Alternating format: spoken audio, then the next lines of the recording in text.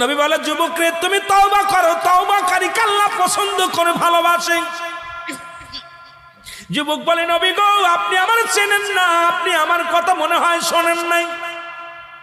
নবীজি বললেন, তুমি কে গো? যুবক বলি, ইয়া রাসূলুল্লাহ, ইয়া হাবিবাল্লাহ, আপনি কি জানেন না মক্কা মদিনার জমিনে যত কবর দেয়া হয়, এই কবর থেকে লাশ কাপনের কাপড় চুরি হয়ে যায়। নবী গো আপনি কি জানেন না? নবী কয়, হ্যাঁ আমি জানি, কাপনের কাপড় চুরি হয়। এর চাইতে কষ্ট থাকতে পারে? নবী চোখের পানি ছেড়ে বলল, যুবক রে, মানুষ যাবার পরে 3 টুকরা কাপড় মাত্র সঙ্গী।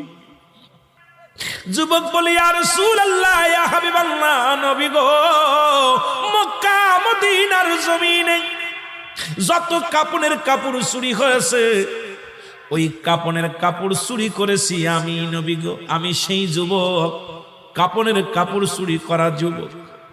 আল্লাহু আকবার। আল্লাহর নবী ডাকতে বলে, যুবক রে, ও যুবক শুনে নাও, তুমি কেমনে এই কাজটা করলা? তুমি মানুষের কাপনের কাপড় চুরি করলা। এ যুবক, দুনিয়ার মধ্যে কি আর কোনো কাজ পাও নাই? যুবক বলে, ইয়া রাসূলুল্লাহ, ইয়া হাবিবাল্লাহ, নবী গো, ও মায়ার নবী, আমি ভুল করেছি, আমারে আপনি তওবা করে দিন, আল্লাহ যেন আমারে মাফ করে দেয়। যুবক বলে, আল্লাহর নবী বলে, যুবক রে তুমি তওবা করো, তওবা করলে আল্লাহ মাফ করে দিবে। যুবক বলে, নবী গো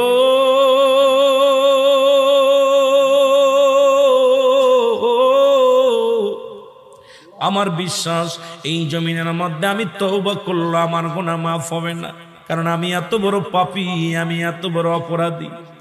আল্লাহর নবী কয়, যুবক রে তুমি তওবা করো, তওবা করলে আল্লাহ তোমারে মাফ করে দিবে। যুবক বলে, নবী গো মায়ের নবী, আমার মতো পাপীরা আমার আল্লাহ ক্ষমা করবে না।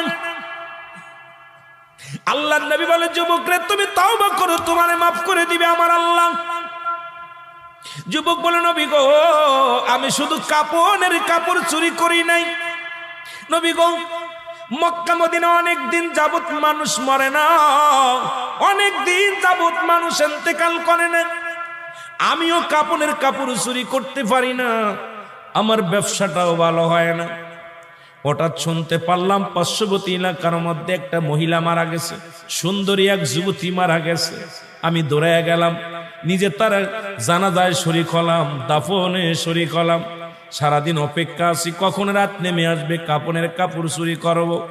সব মানুষ যখন রাত্রে খাওয়া দাওয়া করে নির্জুম হয়ে গেল, আমি আস্তে আস্তে করে গোরস্থানে ঢুকলাম।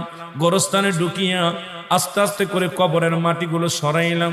কবরের মাটি খুঁড়িয়া নবী গো আল্লাহর নবী ডাকতে বলে, যুবক তুমি কি শুনাইলা? যুবক বলে, মায়ার নবী গো